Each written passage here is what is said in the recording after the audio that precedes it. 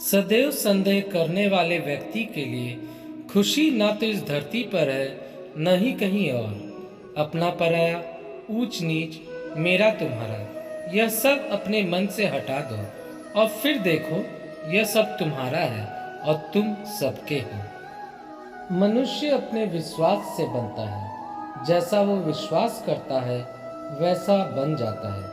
आत्मा पुराने शरीर को ठीक उसी प्रकार त्याग देती है जिस प्रकार मनुष्य अपने पुराने वस्त्रों को त्याग कर नए वस्त्रों को धारण कर लेता है।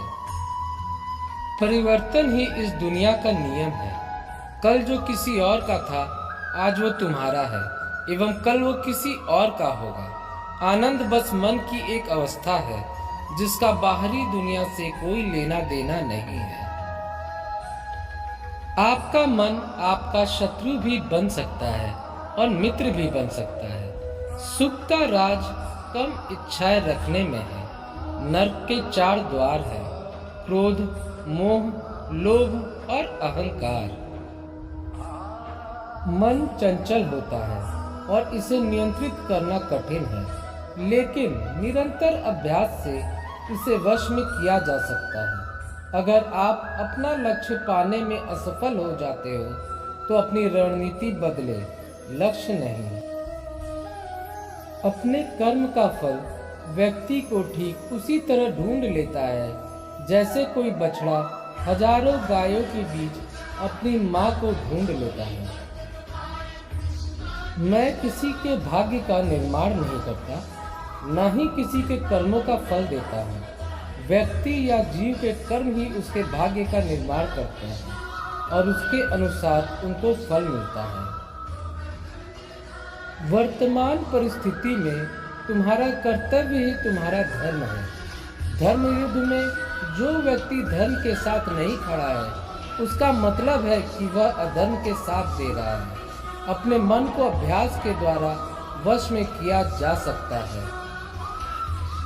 आत्मा पुराने शरीर को वैसे ही छोड़ देती है जैसे मनुष्य पुराने कपड़ों को उतार कर नए कपड़े धारण कर लेता है।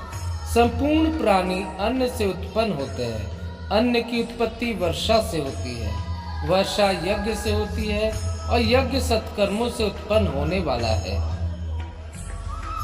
इस आत्म विनाशकारी नरक के लिए 3 द्वार हैं: वासना, क्रोध और लालच। इन तीनों को छोड़ दो।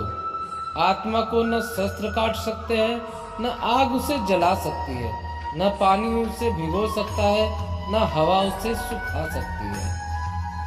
क्रोध से मनुष्य की मति मारी जाती है, यानी मूढ़ हो जाती है, जिससे स्मृति भ्रमित हो जाती है। स्मृति भ्रम हो जाने से मनुष्य की बुद्धि नष्ट हो जाती है और बुद्धि का नाश हो जाने पर मनुष्य खुद अपना ही नाश कर बैठता है। मन बहुत ही चंचल होता है और इसे नियंत्रित करना कठिन है, परंतु अभ्यास से इसे वश में किया जा सकता है। बुद्धिमान व्यक्ति ईश्वर के सिवा और किसी पर निर्भर नहीं रहता।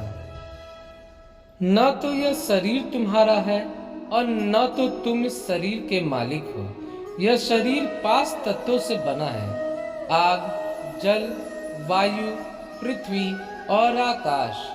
एक दिन यह शरीर इन्हीं 5 तत्वों में विलीन हो जाएगा। श्रेष्ठ पुरुष जो आचरण यानी जो काम करते हैं, दूसरे मनुष्य भी वैसा ही आचरण, वैसा ही काम करते हैं। वह जो प्रमाण या उदाहरण प्रस्तुत करता है, समस्त मानव समुदाय उसी का अनुसरण करने लग जाते हैं। जो मन को रोक नहीं पाते उनके लिए उनका मन दुश्मन के समान है। इसमें कोई शक नहीं है कि जो भी व्यक्ति मुझे याद करते हुए मृत्यु को प्राप्त होता है वह मेरे धाम को प्राप्त होता है। तू शास्त्रों में बताए गए अपने धर्म के अनुसार कर्म कर, क्योंकि कर्म न करने की अपेक्षा कर्म करना श्रेष्ठ है, तथा कर्म न करने से तेरा शरीर निर्वाह भी नहीं होगा। सभी धर्मों को त्याग कर, अर्थात हर आश्रय को त्याग कर केवल मेरी शरण में आओ। मैं तुम्हें सभी पापों से मुक्ति दिला दूंगा। इसलिए शोक मत करो। जब जब धर्म का लोप होता है और अधर्म में वृद्धि होती है, तब तब मैं धर्म के अभ्युत्थान के लिए अवतार लेता हूँ। बुरे कर्म करने वाले नीच व्यक्ति मुझे पाने की कोशिश नहीं करें। जिनके पास कोई बंधन नहीं है, वे वास्तव में दूसरों से प्यार कर सकते हैं, क्योंकि उनका प्यार शुद्ध और दिव्य है। जो कुछ भी आपको करना है, वह लालच के साथ नहीं, अहंकार के साथ नहीं, ईर्ष्या के साथ नहीं, बल्कि प्यार, करुणा, विनम्रता और भक्ति के साथ करना चाहिए।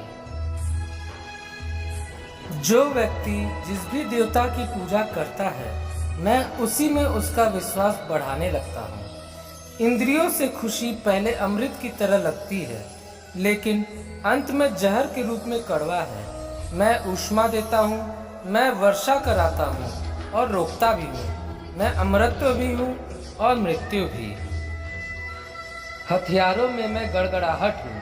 गायों के बीच मैं सुरभि नामक गाय को पूरा करने की इच्छा रखता हूँ। वृक्ष में पीपल हूँ, सांपों में मैं वासुकी हूँ। मैं प्रजनन करता हूँ, प्रेम का देवता हूँ। जो अविवेकी जन ब्राह्मणों से द्वेष रखते हैं, वे मेरे शत्रु हैं। जो मनुष्य मेरी भावना से ब्राह्मणों की पूजा करते हैं, उन्हें संसार में सुख की उपलब्धि होती है और अंत में मेरे धाम के अधिकारी होते हैं। विष्णु भगवान के गुणों का श्रवण और कीर्तन, भगवान का स्मरण, पाद सेवन, पूजन, वंदन, दास्य, सख्या और आत्मसमर्पण, यही नवधा भक्ति है।